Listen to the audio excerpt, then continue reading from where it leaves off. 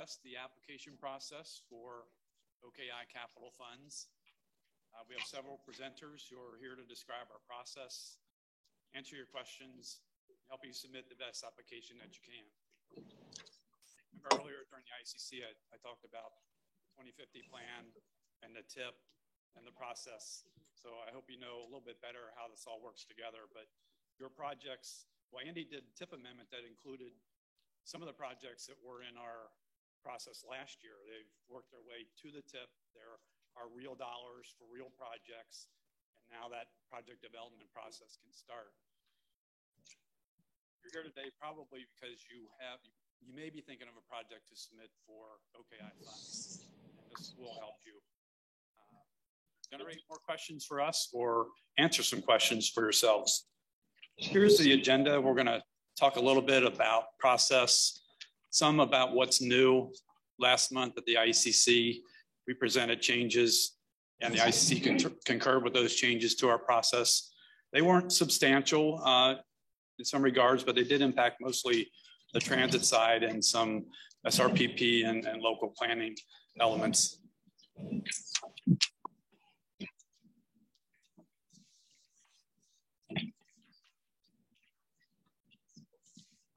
We're doing that. I am just going to remind everyone that this will be on the website. So I see some people taking this will be on the website later today. So it's actually live now, just so you know. Oh, it's live now. I guess people are saying they can't hear us. Microphones don't seem to be working. You turn off the mic. Hear me better now?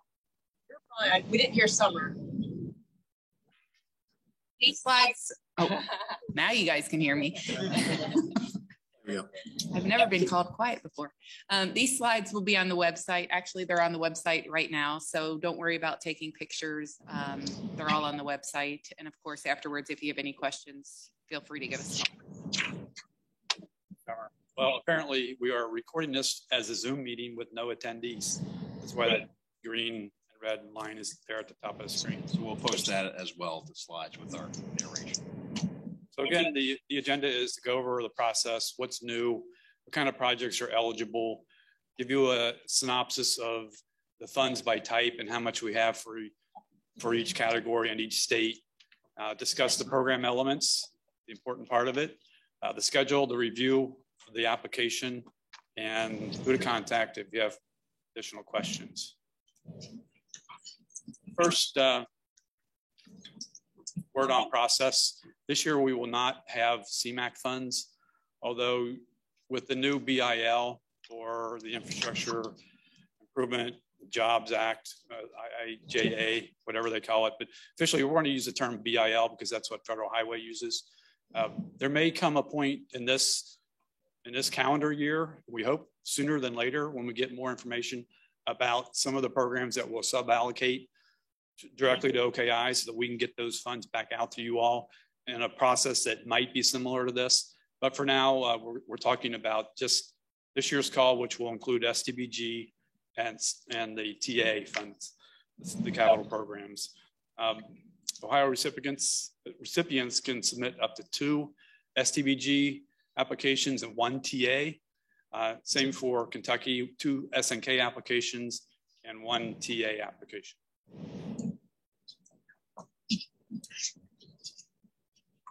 As I mentioned last month, we looked at some things that we were changing, and they include the following: changes to the transit factors for transit projects. SRPP plan project changes, transportation alternatives. We did get rid of the separate safe routes to school factor and added points for new school connections and increased the safety points there. We found that it was really unnecessary to have 2 separate categories, and it was kind of confusing. So we thought we'd make it better as 1 category. And then, of course, the last 2 items, these are kind of maybe news to you. We're planning to increase the maximum funding cap for all categories. That doesn't guarantee you get more money, but it could possibly lead to that. And again, and I'll get to those amounts in a moment. This call does not include the CMAQ elements. Eligible Applicants, you can see on the screen there, same as in the past, area development districts, cities, counties, towns, transit authorities, port authorities, TIDs, and other units of government eligible to sign contracts with KYTC, ODOT, or NDOT. Here's the basic project eligibility. Projects are in or consistent with the 2050 plan. Now let me just pause there to give you an example. The new route from here to there, that would have to be in the OKI 2050 plan. An intersection improvement, there's no way we can identify each and every project in our 2050 plan, and we don't attempt to. That would be an example of a project that is consistent with the 2050 plan, not necessarily listed in the 2050 plan, and that's okay. STBG, SNK are located within the urbanized boundary, and I'll show you a map with that in a second on the next screen. TA can be anywhere in the region. We don't limit it to the urbanized boundary. Roadway projects must be on functionally classed roadway that's a collector or higher. That's an important one. There are exceptions to that. Bridges would be eligible on local routes. It's rare that we get those, but they are eligible. Pedestrian facilities would be eligible anywhere. Applicants, generally speaking, have to provide at least 20% match, and that will remain the case with this call. The process is a reimbursement arrangement, meaning that as the project goes through development and bills are accrued, the local program applicant would be responsible for paying the bill and then submitting an invoice to the state where your project resides, either ODOT or KYTC or NDOT. And again, the maximum for applications is shown. Here's that map I mentioned about the urbanized area. The project needs to be in the shaded areas, and that is because our funding is drawn from urbanized area funds from Federal Highway Administration and Federal Transit Administration. The exception, though, is the TA can be anywhere. Here's that program synopsis that I mentioned. Columns, 4 rows, see that each of those, the change here compared to last year are the amounts that are available. For example, Ohio STBG, 40 million, we expect, give or take. The maximum amount per request per application will be 8 million this year. For TA, we have 3.1 in Ohio, and we're going to max out the awards to $1 million. SNK, Northern Kentucky, we have 6 million to allocate, and the maximum amount is actually a little higher than that, 6.5 million. At TA, 800,000 is available, and the maximum per application is 650,000. We would like to fund as many projects as we can, but it's apparent that inflation is really taking a hit on all the projects, and we want to have some meaningful projects. We want to have all meaningful projects, but it was becoming, I think, necessary, in our opinion, to raise the amount. Now, we may not award the total amount if circumstances warrant that.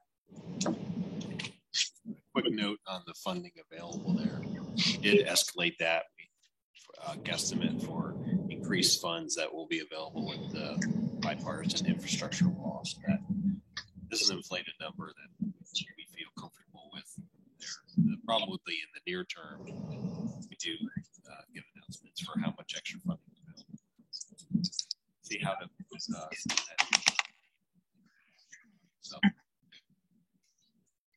so that's what we need to do there. That is the increased amount.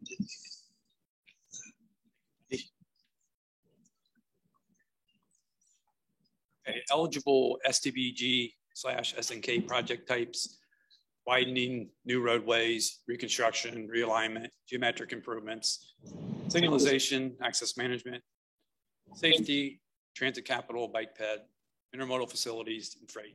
No changes there. There are other elements that are eligible, like EV charging infrastructure. Now, if you've been around, you know that those types of projects won't score well in our process, but there will be some adjustments made for new funding amounts, I think, and we'll be working through those with you and keep you up to date on those. So stay tuned on that.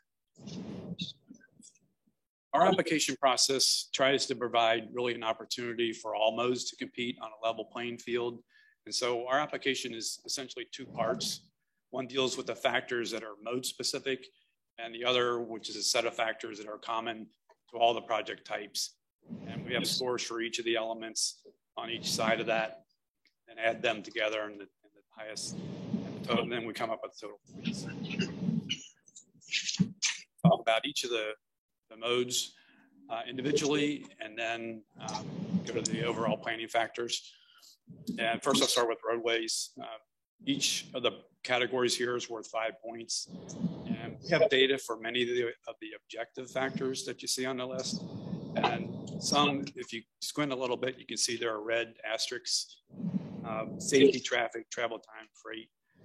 We have measures in our project applicant assistant, which I hope you'll find very useful. We use that to check the applications. There's data there that is there for your use. So essentially, you'll open the application, and there's a link in the application itself directly to the PAA. It'll bring up an application with a map. You go find your project, you click on the map on the segment, and the data that we have available for that segment will be available for you to then plug back into the application. So just a sidebar on that. So of course, these factors have been in place for some time now, but safety, impact on safety is one of those subjective measures. Or rather, it used to be a subjective measure, and we've changed that to more qualitative basis. And there's an appendix in the application itself. And wherever your project is best fit, use those points in your application. Traffic is essentially the ADT. If you have newer count data, feel free to use it. We try to keep our data set up to date, and you may be in a position now where you're thinking about a project. Probably a good idea to go ahead and get some traffic counts for that segment, just so you have it, so you go in with your eyes wide open. And that's fine. We don't have any problem if our PAA says there's 9,000 and you count 12,000, then show us. Travel time, that's one of the performance measures on the federal side, and we've been tracking that. And we have that for the NHS. We don't have that for all the routes, so you'll find that where you have it, you should use it, and other measures may be substituted. Just use your best judgment. Let us know what you're using. If travel time index doesn't, or reliability ratio rather, doesn't exist for your particular area. Impact on travel time is a qualitative based discretionary type score. Freight, right there we're looking for the percentage of truck, and you can get that from the PAA. A lot of our mobility issues, I'm not blaming trucks, but when your large trucks can't get up to speed or maneuver quite as easily as smaller vehicles. And so that's an indicator of flow quality. And, next category there is pavement condition or bridge condition. Those are on our PAA. We have those indices and they're ready for your use. Complete streets. This is really one of those elements that continues to gain support on the federal level. We've had it as part of our scoring process for many years. And your project does not necessarily need to add or improve every element of a complete street that could possibly be available, but we'll score this on what is in existence as as a viable mode when your project is completed. For example, if you have a roadway and you're just adding a sidewalk and it's on a major transit route, your project might score 1 for automobiles, another point for fixed route transit, 3 for the sidewalk, and maybe as bike lanes on the roadway itself, you could get 4 points for that. You didn't add the bike lanes, you didn't add the transit, you didn't add the roadway, obviously, but you just added. But in the end, what's existing when your project is complete? That's what we're looking for there.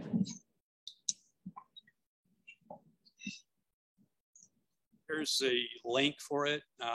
You don't have to jot it down, and I'm not going to launch it right now, but it's oki.org/BAA. You don't have to remember that because it's included in the application, or it's available on our website under Maps and Apps.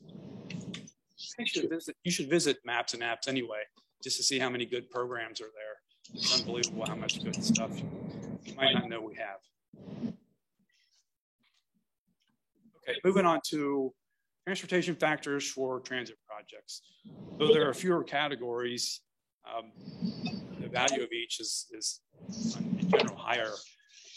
You can see that we really value the project type, ridership, strength, physical conditions, and geographic scope. I mentioned changes here. We did broaden the project type.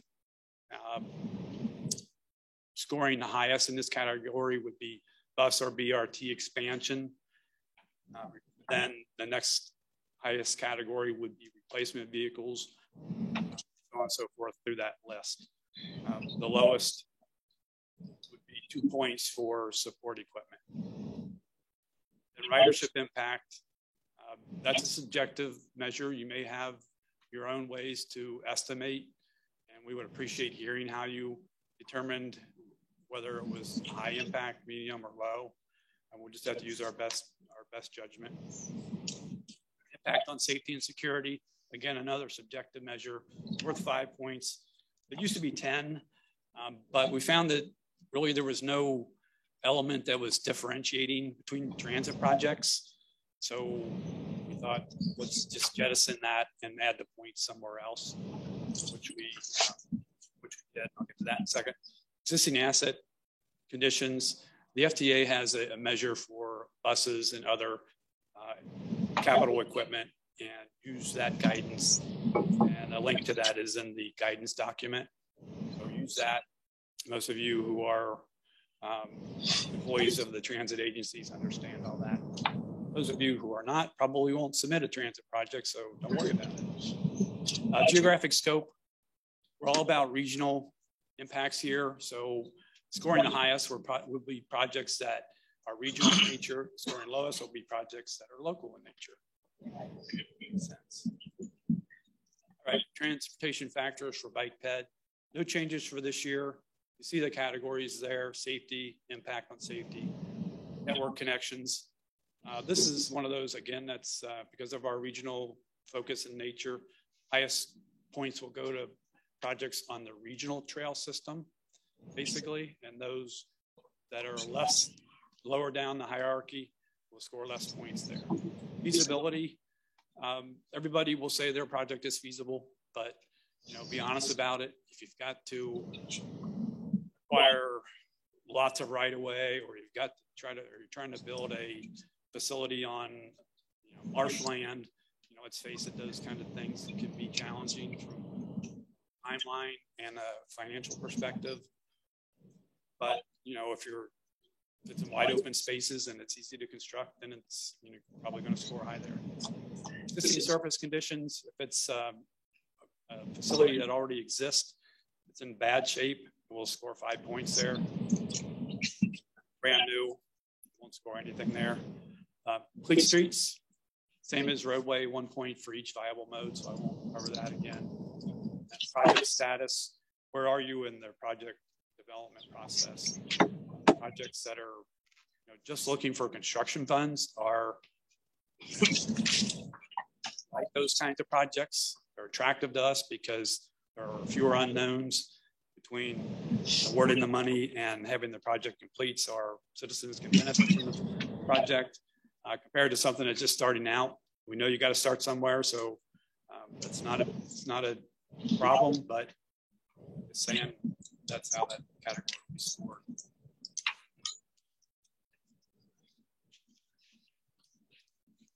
Over the years, we've awarded a couple projects in this category, and it's non-roadway freight projects. And always hope we'll get a project or two. And the reason they're important is because freight is so important. And it also has an ancillary benefit of removing, at times for certain projects, a number of large trucks from the roadway. And that's the largest category here. Step back a second, the modal traffic flow, that's kind of the equivalent between volume to capacity ratio for a roadway. We ask that you do your best to come up with some measure to prove that there's some problem with mobility or flow or whatever your measure might be for that particular mode or project. And safety, project status, those are similar to the other categories. The next category there is reliability, an estimate of the impact that the project will have, and existing facility conditions, or fair good, similar to roadway or transit. So it's in bad shape, it'll score 5. It's brand new. Okay. I'm going to transition now and hand it off to Andy Reeser. He's going to talk about planning factors, and starting with air quality. Air quality.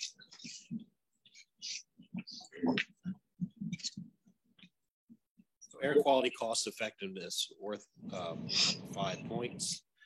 The project may receive points if it contributes to the reduction of vehicle miles traveled, vehicle hours traveled, or results in cleaner vehicle emissions. The project may receive points if it contributes to any one of these, but we're really looking for strong cost effectiveness. Project elements that have historically been evaluated as producing larger emission reductions and larger cost effectiveness get more points, and that's on the 5 points, and that's on the next slide here. It's a little bit hard to read, but this is based on a study from Federal Highway and EPA, where they looked at all kinds of different types of projects. It was mainly CMAQ, CMAQ funded project, but this can apply to any type of project. You see up at top, the strongest cost effectiveness would be diesel engine retrofits or incident management, transit service expansion, those types of things would score the most points. And then it goes from mixed to a weak to no impact. So many things, especially STBG funding, will have no impact if it's just replacing infrastructure that's already there. You're not really producing an air quality impact, so that would have a score of a 0. So again, it's all about relative scores. Some might be scored well here and some won't, but this is an attempt to take out some of the qualitative nature of it and have it more quantitative. Intermodal elements factor awards up to 5 points for projects that involve new interactions or direct connections between nodes. Examples of this are such things as new or direct connections between barge and rail facilities, new roadway access to a port, or new pedestrian accommodations to access transit. Replacement features are not awarded points under this element.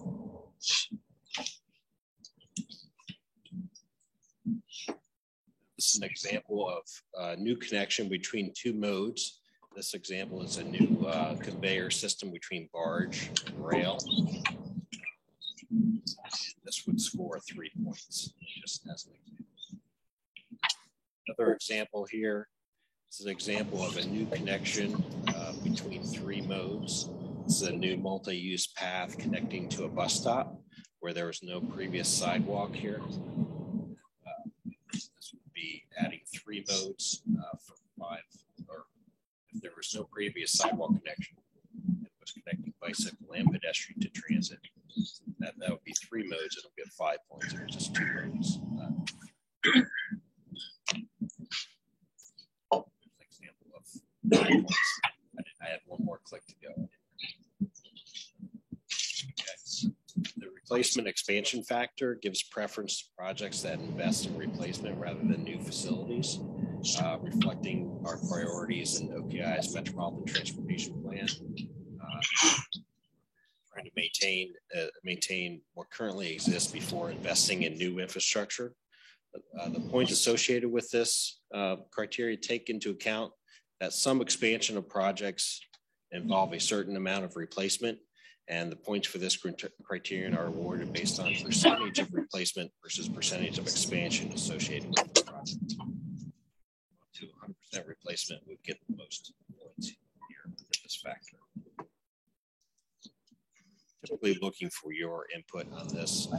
We'll generally take whatever you tell us here, as long as it's somewhat grounded in reality. We ask you to take a guesstimate here on how much is replacement and how much is expansion. Local share and match. The minimum local match is 20% for all projects, and that would earn 0 points under this factor. But we do give you extra points for overmatching. And you can overmatch up to 50% of your requested federal amount. And that would score the most, which is 10 points. And then there's a sliding scale for that. So 50% or above the estimate would score 10 points, 45 to 49% would be 8 points, 40 to 44% would be 6 points. And so on, 35 to 39, 4 points, 30 to 34%, 2 points.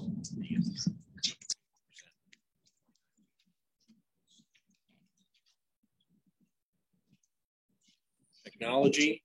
So we continue to look for opportunities to invest in advancement of transportation technology. This factor is worth up to 10 points. There's some examples in the guidance document. In the past, projects that have received technology points have included fiber optic installation, advanced traffic controllers, electric buses, and trail counters. So it doesn't matter the type of project, there is some potential to receive technology points for this item. History of project delivery. So we're very sensitive to this, and that our funds that come to OKI can lapse if projects are delayed. If your project is awarded funds and you're late on delivery or cancel a project once it is programmed in the TIP, your future projects or applications could be penalized. So an example, an applicant who has had one project slip to a later year will be penalized 3 points. An applicant who has 2 or more projects slip to a later year will be penalized 5 points. And an applicant who has had 1 or more projects canceled will be penalized 10 points. So this is basically a snapshot of where the TIP is on September 1st. So right before we finalize our draft scores, we'll take a look at the TIP and take a look at any projects from your jurisdiction that might be in our TIP that are receiving OKI federal funds. So this is only looking at OKI funded projects. Look, see if there's been any slippage or any cancellations. And for me, I'll pass it over to Florence Parker to talk about environmental justice.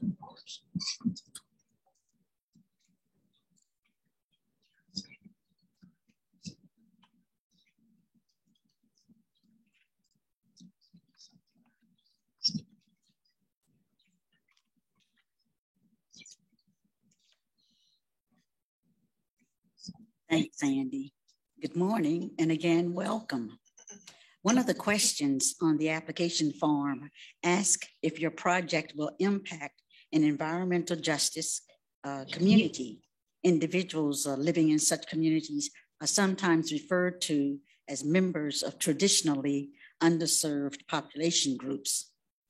The basis for this planning factor is Title VI of the Civil Rights Act of 1964, which states that any program or activity that receives federal financial assistance must use those funds fairly and without discrimination. In addition to minority and low-income communities, we here at OKI also include communities with a high percentage of elderly persons, zero-car households, and people with disabilities.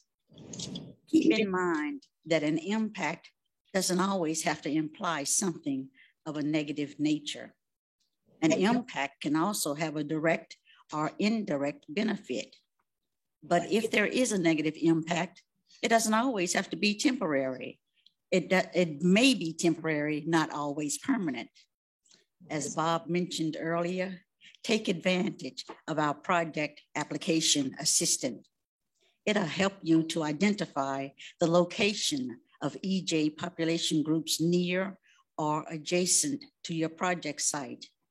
However, if you're still uncertain, if you really aren't sure about the location of your project site, then give us a call, check with us. Remember, we are a resource, so use us and help make that application process a little easier for you and your staff. Here on this slide are a few examples of potential impacts during the course of your project. Relocations, lane closures, on-street parking restrictions, closing part or all of a public sidewalk, just to name a few. And don't forget the questions asked or concerns raised by residents during your public involvement efforts in the community where your project will be located. And speaking of public involvement, now that the presence of a virus has altered our lifestyle, so has the method of outreach has been altered to the greater community. In addition to the traditional in-person public meetings at a physical location or physical facility, I now also participate in virtual or Zoom meetings that can be a combination of in-person and remote locations that might also be applicable to you when you're spreading the word about your project. Some of the examples here on the monitor could be viewed as being negative, but if you address them early, it will pay big dividends. Attend community council and board of commissioner meetings to share information and answer questions. Be flexible. If you have to post signs or you are aware, are you aware of the ethnicity of the individuals who live, work, pray, or play in the neighborhood? In some areas of our 8-county region, those signs should be in English and Spanish. That way, most individuals who travel through the area will know about the changes in advance and can plan accordingly. Also remember to increase the size of the print so that the signs are easier to read for we senior citizens. Give the question on environmental justice serious consideration, because OKI staff, we don't have any input on this question. That question is reviewed and scored by members of our Environmental Justice Advisory Committee, and they look at that question and your answers quite closely. Also remember that the number of points you earn for the EJ question has increased. It used to be 5, now it's 10 points. The worst thing that you can do is to leave the answer blank, especially since Bob and I have also mentioned our project application assistant that's available for your use. Now, if you determine that after all of that, that your project really doesn't impact any of our EJ population groups during any portion of your construction, then use the EJ question as an opportunity to highlight the many positive benefits of your project. Remember, the goal of OKI is to always ensure that the investments we commit to transportation improvements don't cause undue hardship on any of our residents, but especially residents living in communities that represent any of our five EJ population groups. So remember, mitigate when and where necessary, but also communicate with the host community for your project. And that should start with day one. Thanks for your time. Good luck with your applications. And I'll be happy to answer any questions. I also hope that this information will be helpful to you. Any questions? No, then I'll turn the floor back to Andy. Okay.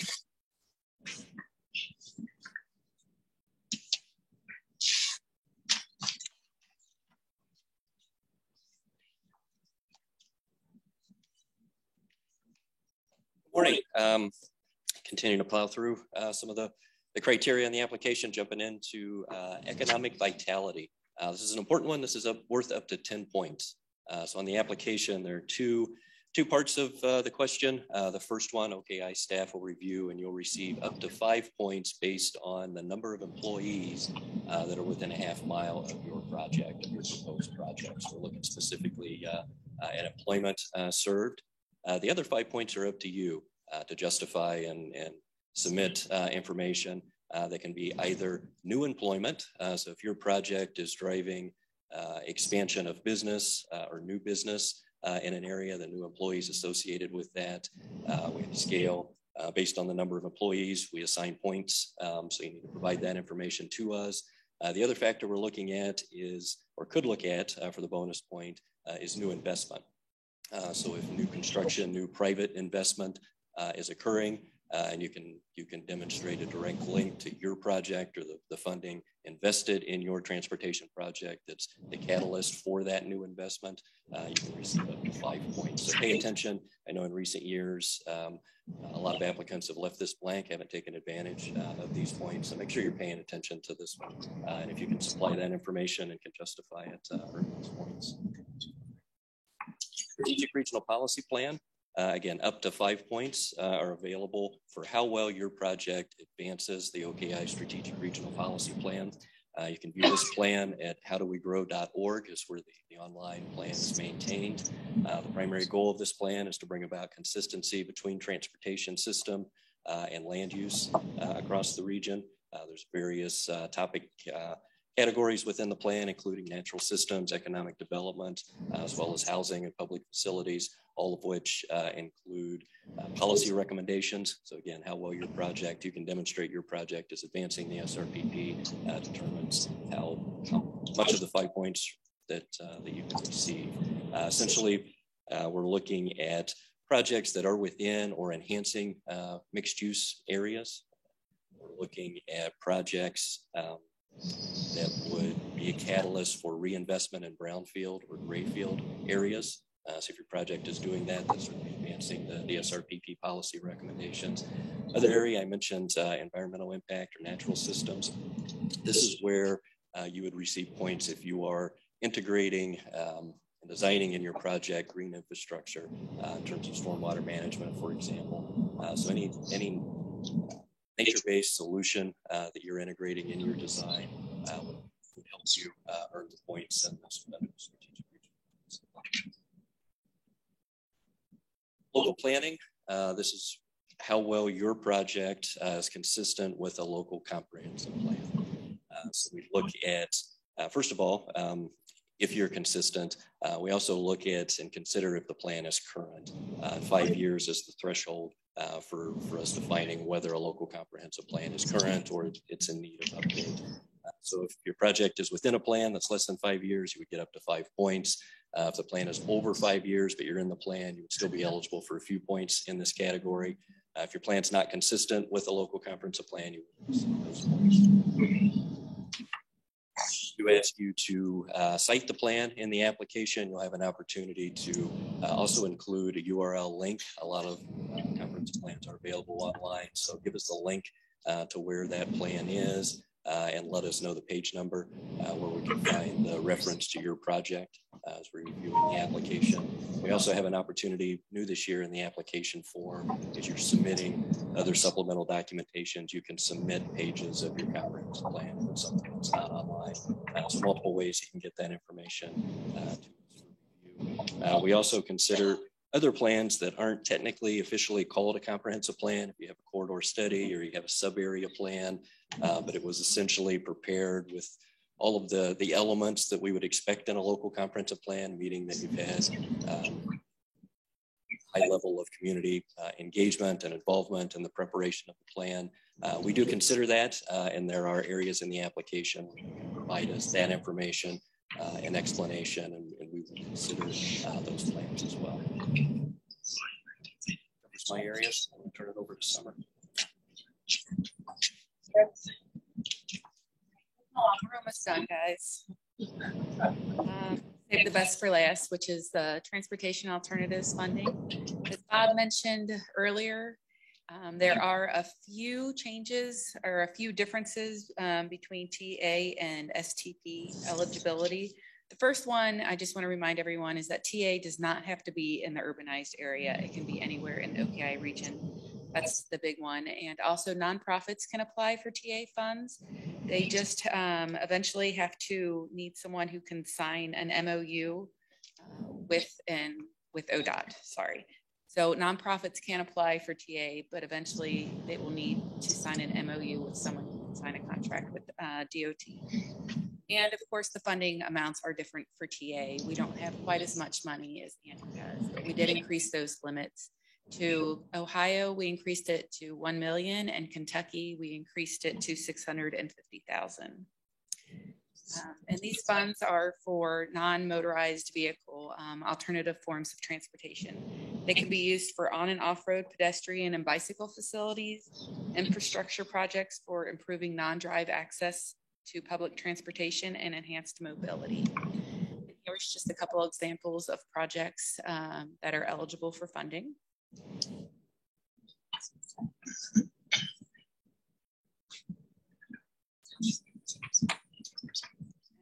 And also, as Bob previously mentioned, we did get rid of the Safe Routes to School category. We just didn't feel it was really making a big difference. And the good thing is high schools are now eligible. So we've just kind of lumped all the projects in together into a TA infrastructure program, and they are scored with these 5 factors. The first one is the project type. Pretty straightforward. What are you applying for? Sidewalks and multi-use paths get the most points at 10. And the next factor is safety. How will your project impact safety? And the existing safety problems must be documented along with the plans for addressing these problems. And I would like to note that this score did increase from 5 to 10 points. So make sure you do your due diligence on this factor because it is worth 10 points now. And the third factor is OPI plans and recommendations. Is the project identified in the Metropolitan Transportation Plan, or is it just consistent with it? Remember, not all sidewalks, not all multi-use paths need to be in the MTP. It just has to be consistent with it, which of course all sidewalks and multi-use paths would be. The next factor is connections. And projects funded under the TA program are to be transportation related. They cannot be recreational. So they need to connect to logical termini. It cannot be a recreational loop. And again, the big change here is that we did add connections to school. Those are worth the most points of 10 because we did get rid of the Safe Routes to School factor. We did add in the connections to school. So we are prioritizing those connections. And project status is worth 5, same as STP. Where are you in the stage of the project? The further along you are, the more points you're going to get. Here are the factors that all the TA projects are then scored on, which Andy and Travis and Florence just went over. Same as before, the local share, air quality, effectiveness. Big difference here is there is a new chart, so please make sure you look at that chart for the air quality effectiveness. Intermodal, replacement expansion, technology, it's worth 5 for TA, 10 for STP. History of project delivery, environmental justice is still to increase to 10. Economic vitality, the investment employment bonus, strategic regional policy plan, and the local planning. Here is the TA air quality effectiveness that I just mentioned. Again, it is different than the STP one.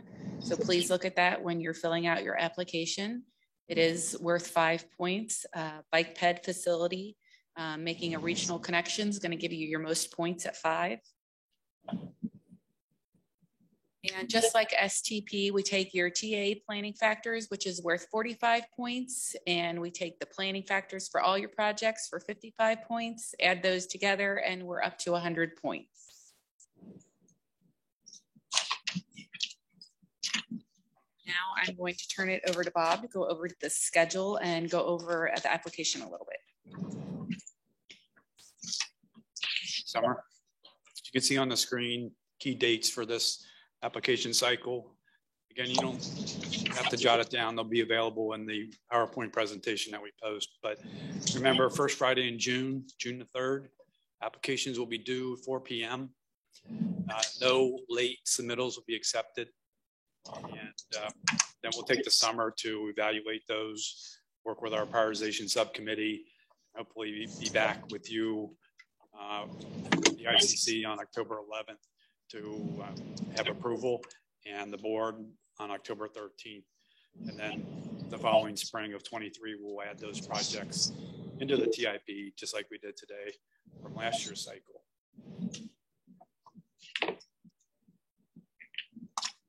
Last year, we implemented a different style of application. Instead of an online form, we developed a Excel-based application. Things seemed to work out. When we asked you guys last year how it performed, everyone kind of nodded their head and didn't say we were crazy or anything like that. It seemed to be working fine. Essentially, it's a spreadsheet that has cells that you populate, and after that is complete, there's a mechanism on the website to submit the application.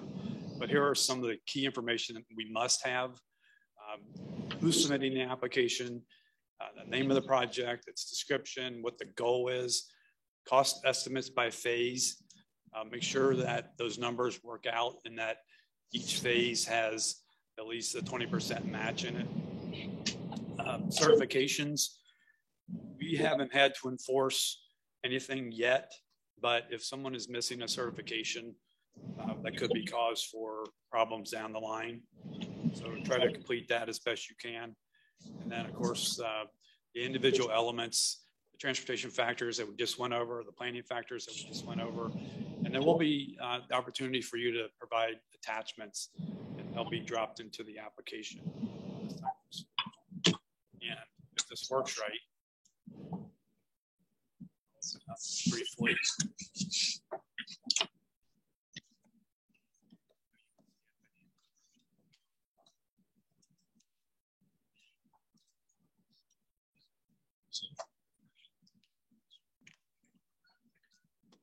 Go here and then just click on the link there that's on the website. Tells you how to apply, and if you're looking for the individual types of applications, this is where you go and you would click on, let's say, roadway.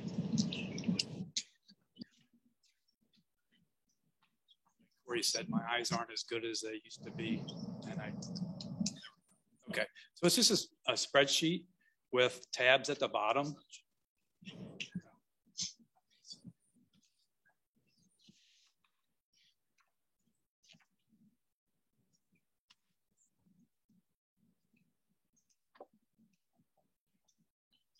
It's just a spreadsheet with tabs across the bottom for the individual elements.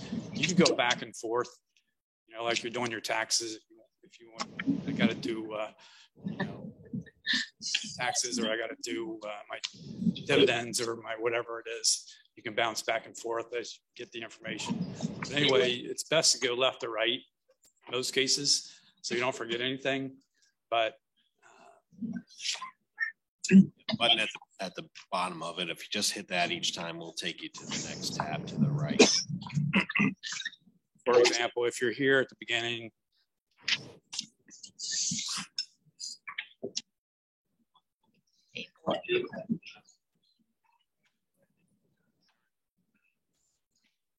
see it this angle. You fill out the information and then do it in the sequence. Just go to the next, and then you can punch in your match information, your funding information, get that done, hit the next. Pretty straightforward. Certifications, I just mentioned, we need to have all these cells filled in. You know, let's say it's who's going to sign off on this? It's Jimmy, and you have to put their contact information in there and so forth. And then the real meat of the application are the roadway factors in this case, because it's the roadway application. And the planning factors we just talked about, put all that stuff in. It's a note about the estimates.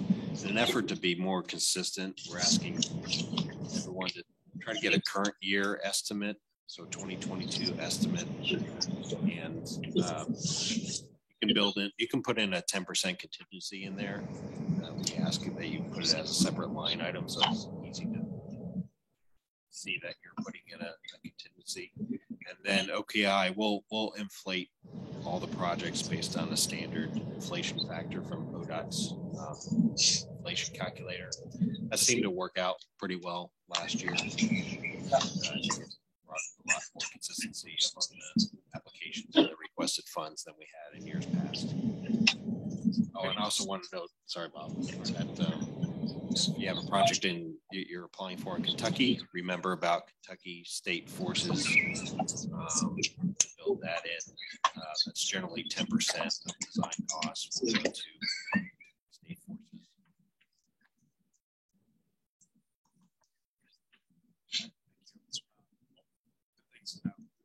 When you're done with the application, don't forget to save it. You go back to the website and submit it through there and make your attachments and so on and so forth.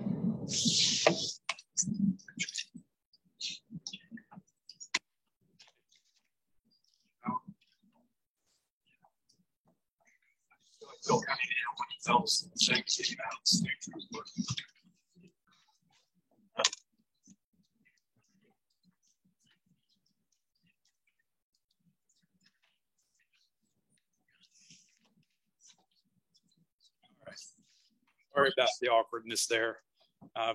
Final slide here. If you have a question, you can contact a lot of people on staff, but I prefer if you have STBG or SNK to contact Andy. If you have TA question, contact Summer Jones, or you can always contact as well. That's all we have for you today. Are there questions that you might have or comments? However we can do this.